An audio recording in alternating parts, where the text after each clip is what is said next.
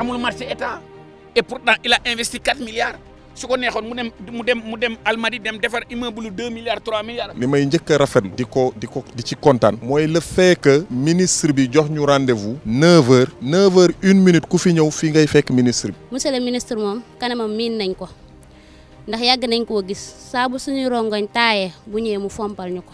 lii suufu ban la du pour habitat bàyyi leen QVS mu bàyyi mbayam bàyyi leen QVS mu continuer jàppale Sénégal pour ñu reconstruire le capital semencier. kon man Maguette Niang laa tudd nekk directeur général société bi nekk fii muy ferme agricole bu tudd QVS ñuy béy depuis 2019 di béy rek mbéy bu yaatu parce que dañuy béy soble dañuy béy sax gerte arachide de bouche di béy tamit wala ko gisee fii kanja ak yeneen ministre bi ci maanaam yéemeenam ak mbaaxam ne ñu dama bëgg reconstituer le capital semencier parce que xam na ne loolu moo jiitu ci wàllu mbéy ñu nit ñu rafetlu invitation boobu fas yéene effectivement participer ci donc ISRA moom mooy tàmbali liggéey bi léegi ISRA moom bu tàmbalee liggéey bi ba pare dafa soxla ñu mu lënkalool pour mën a multiplier la semence ñun foofu la ñuy intervenir donc fii ci ferme bi fii def nañ fi 34,5 hectares de semence bu ñuy multiplier mu nekk ñeenti variété ñaar cycle court ak ñaar cycle long moom la ñu tàmbali ci mois de mai tey jii nii ñu fekk ñuy récolter léegi bu ñu buddee gis ngeen performance yi parce que mbéy am na condition yooyu teg maanaam liggéey suuf bi di nga ko war a liggéeyee maîtriser ndox bi am itinéraire technique bu jaar yoon mun nga am yaakaar ne di nga am li nga ci séntu et wax dëgg yàlla loolu lañ ci gis parce que en moyenne fii exploitation agricole yi dañuy génne 3 tonnes vert à l'hectare ñun yàlla dimbali nañu bi ñu jaaree ci yoon boobu dinañ dem ba 6 diggante 5 ak 6 tonnes à l'hectare te am na maanaam dañ ci dugg rek mais buñ ci continuer nii xuus tuuti incha allahu rabbi yaakaar naa ne mun nañu romb foofu te bu soobee yàlla dinañ ko romb te buñ ko rombee ça veut dire que liñ doon xaar pour mëtale reconstituer capital semencier bi day gën a gàtt mooy li ministre bi doon wax maanaam accélérer processus bi. fii nag li tax ma teew fii en tant que honorable député ci semence yi ñu joxe nawet bi passé ñu bëri dañ ma interpellé amuñu qualité bu baax amuñu semence en tant que député boo gisee fi ñuy defee semence da ngay ñëw xool pour suba boo demee assemblée lépp looy wax nga mun a xam ne li may wax teg naa ci bët. qualité bii ma fi gis ak li ma fi gis ci main d'œuvre monsieur le ministre dañ lay naan jërëjëf te ñu bëgg nga yokk ko parce que yéen a ngi wax 33 hectares bu ma sañoon bu ñu ñëwatee fii dañ naan 100 hectares à 150 hectares. buggatuñu coow semence am Sénégal buggatuñu manque semence am Sénégal te ministre bi muy ci lancé boobu kon monsieur le ministre gis nañ ci suñ bopp parce que man fii dam fii ñëw fréquemment di vérifier est-ce que nit ñaa ngi liggéey jigéen yaa ngi nii ñu ngi liggéey am pagaille est-ce que yéen a ngi fayeeku ñu ngi may naan ñu ngi fayeeku directeur Maguette Niang merci parce que fii ci QVS bëri na loo xam ne ay borom kër ñoo fiy liggéey te daf leen di jël en charge encore ci transport ba pare semaine bu jot ñu fayeeku. xam nga programme bi programme mu partenariat public privé la liggéey bu rafet bi nga xamee ni QVS mi ngi koy def Swami Agri aussi mi ngi ñu koy defal les opérateurs sénégalais à travers UNIS. Au passage maa ngi remercier et féliciter président Modou Thiam ak président Modou Fall bi nga xam ne nii ñoom ñooy opérateurs sénégalais yi peut-être amuñu surface yu mag yi c'est l'occasion maintenant ñoom ñu commencer def ay surface yu xaw a gën a mag su dee ñoom reproduire ay semences mooy seen métier li ñu naan roy lu baax na nañ jéem a roy ci luy ci mel nii engagement public bi may jël en tant que ministre de l'agriculture de la souveraineté alimentaire et de l'élevage mën naa leen a accompagner ci financement mën naa leen a accompagner ci encadrement technique mën naa leen a encadrer ci formalisation ba nga xam ne dañuy am des coopératives agricoles communautaires à orientation reproduction de semences ñu lëkkaloo ak ISRA pour def lu mucc ayib li gis ngeen li nga xam ne nii reconstitution capital semencier bi mi ngi koy joxe gerte gu fees dell maintenant gerte gu fees dell gi qualité sol bi moo koy wane gis ngeen qualité sol bi dafa ñuul kukk soo jëlee qualité sol bu baax condition d'irrigation yi gis ngeen ko c'est du goutte à goutte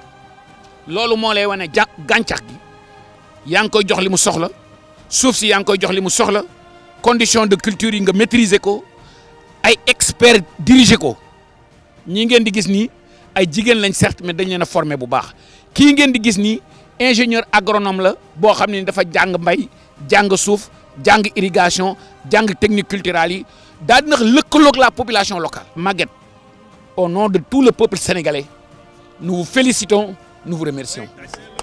Et de profiter de l'occasion pour lancer un appel au secteur privé national. Le gouvernement bi mënta def lépp kii 4 milliards la fi investir gis ngeen leen toutes ces braves femmes qui sont en train de faire travailler moo leen di transporter moo leen di fay par semaine ay sénégalais la utiliser former leen accompagner leen ñuy bay mbay mu mucc ayib mi.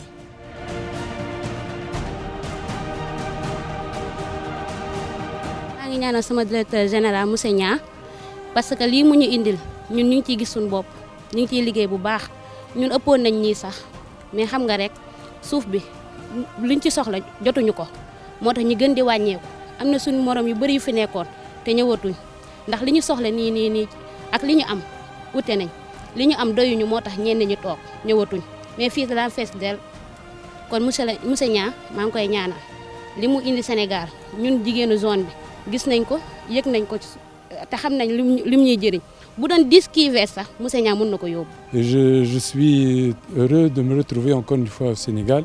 J'ai assisté hier aux réunions de l'Assemblée générale de l'AMCO. J'ai profité de ma présence pour cette demi-journée d'aujourd'hui. J'ai demandé à mon homologue, M. Mabouba, si on peut disposer, si on peut voir un peu l'agriculture sénégalaise sur le tas.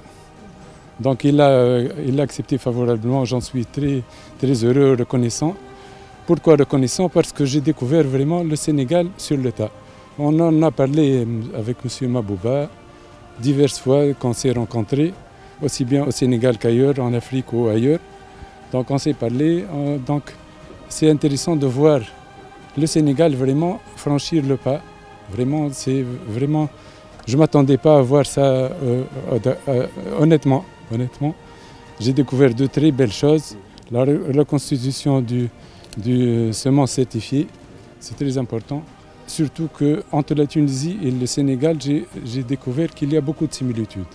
Donc il y a un champ de coopération très vaste. On est en train de travailler dessus.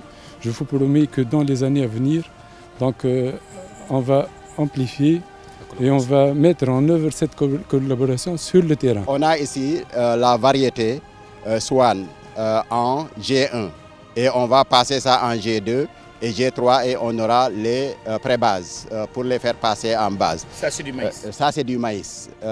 Swan ou qu'on appelle aussi Goriombul. Mais ce n'est pas de l'hybride. Non, c'est OPV. Dans le programme maïs, on a 20% de OPV et 80% d'hybride qu'on va homologuer. On a invité la DEA pour venir voir ça, on va homologuer. C'est des variétés qu'elle a développées qui sont tolérantes un peu à la sensibilité à l'azote, qui est indispensable pour le maïs, mais qui vont aller autour de 10 à 11 tonnes à l'hectare. Ça se fait localement. C'est elle qui l'a développé et à partir des variétés qui sont là. Maintenant, qu'est-ce que vous avez besoin pour qu'on puisse accélérer la reproduction de ces variétés hybrides endogènes?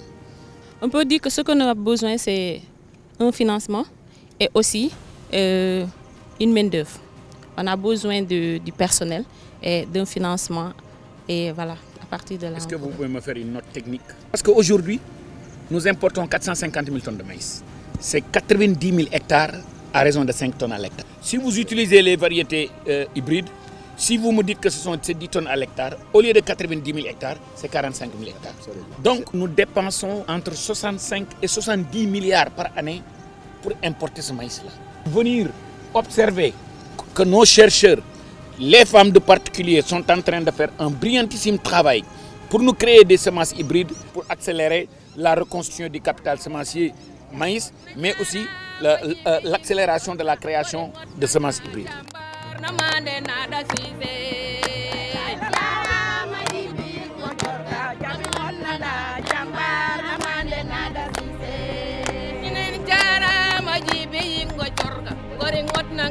Jambar na mande nada si